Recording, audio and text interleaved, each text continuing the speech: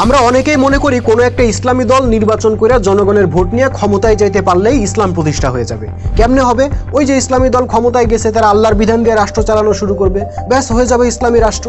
কিন্তু ভাই, আপনি কি একটাও উদাহরণ দেখাইতে পারবেন যেখানে নির্বাচনের মাধ্যমে ক্ষমতায় গিয়ে কোনো ইসলামী দল আল্লাহর বিধানে রাষ্ট্র চালাইতে পারছে? সারা পৃথিবীতে কোনো দৃষ্টান্ত আছে? না, নাই। কেন নাই জানেন?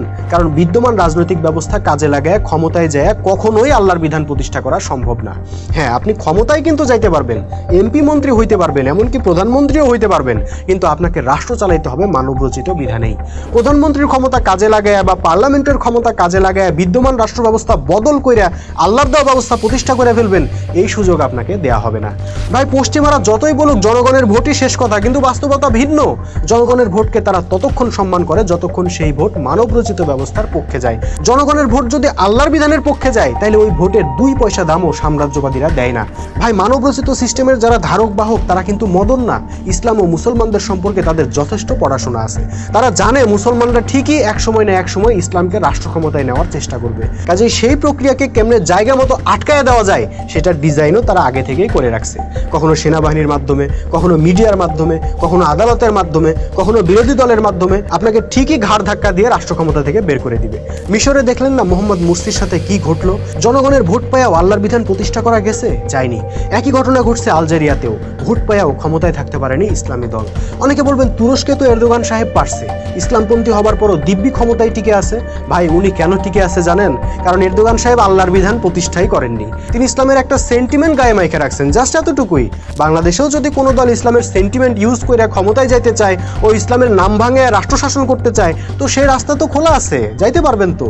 পশ্চিমারাও সমর্থন দিবে, সহযোগিতা করবে, কিন্তু ইসলাম প্রতিষ্ঠার স্বপ্ন কিয়ামত পর্যন্ত স্বপ্নই থেকে যাবে। সুতরাং যারা ভাবতেছেন ইসলামপন্থী দলকে কোনো মতে ভোট দিয়ে ক্ষমতায় পাঠায় কৌশলে দেশটাকে ইসলামী রাষ্ট্র বানায় ফেলবেন, তাদের আশায় গুড়ে বালি। কলা গাছের ভেলাই চড়িয়া যেমন সাগর পাড়ি দেওয়া যায় না, তেমনি ভোটাভুটির এই রাজনীতি কইরা কোশ্চিনকালেও কেউ আল্লাহর দিন প্রতিষ্ঠা করতে পারবেন না। এখন প্রশ্ন আসতে পারে, ভোট দিয়া যদি না হয় তাহলে কিভাবে আল্লাহর বিধান প্রতিষ্ঠা করা যাবে? ভাই, জবাবটা খুবই সহজ, যেভাবে আল্লাহ রাসূল করছেন। দেখেন, আল্লাহ রাসূল কিন্তু জনগণকে ভোটার বানান নাই, মোমেন বানাইছেন। প্রার্থী বানান নাই, মুজাহিদ বানাইছেন। তিনি জনগণকে একথা বলেন নাই অমুক মার্কায় ভোট দিলে জান্নাতে চলে যাবা। তিনি বলছেন জানমাল দিয়ে সংগ্রাম করলে জান্নাতে যাবা। তার সঙ্গী সাথীরা জনগণের দুয়ারে দুয়ারে হাতি মার্কা, ঘোড়া মার্কা, গরু মার্কার দাওয়াত নিয়ে যান নাই। তারা গেছেন তৌহিদের দাওয়াত নিয়ে, বিপ্লবের দাওয়াত নিয়ে, সংগ্রামের দাওয়াত নিয়ে।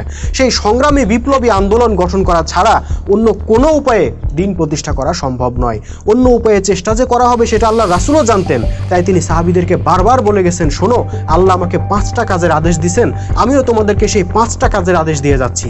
সেটা হলো ঐক্যবদ্ধ হও, নেতার আদেশ শোনো, নেতার আদেশ পালন করো, হিজরত করো ও জানমাল দিয়ে জেহাদ করো। এই 5 দফা আদেশই হলো দিন প্রতিষ্ঠার আল্লাহ প্রদত্ত 5 দফা কর্মসূচি। অর্থাৎ যারা আল্লাহর বিধান চায় তাদেরকে ঐক্যবদ্ধ হইতে হবে, তাদের একজন ইমাম বা নেতা থাকবেন, তার কথা শুনতে হবে, তার আনুগত্য করতে হবে, মানবরচিত বিধানকে বয়কট করতে হবে ও জানমাল দিয়ে সংগ্রাম করতে হবে। গড়ে তুলতে হবে ঐক্যবদ্ধ সংগঠিত তৌহিদের আন্দোলন, তৌহিদের বিপ্লব। সেই বিপ্লবের ডাক পৌঁছে দিতে হবে প্রতিটা পাড়ায়, মহল্লায় ও ঘরে ঘরে।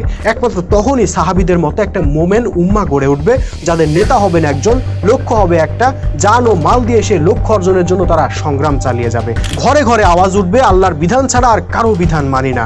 ওই জাতির পক্ষে আল্লাহর সাহায্য নেমে আসবে বৃষ্টিধারার মতো। আল্লাহ হবেন তাদের সাহায্যকারী, আল্লাহ হবেন তাদের বন্ধু ও আল্লাহ হবেন তাদের অভিভাবক। তাদের বিজয়কে রুদ্ধ করার সক্ষমতা পৃথিবীর কোনো সাম্রাজ্যবাদী শক্তির থাকবে না ইনশাআল্লাহ, সেদিনের প্রত্যাশায়।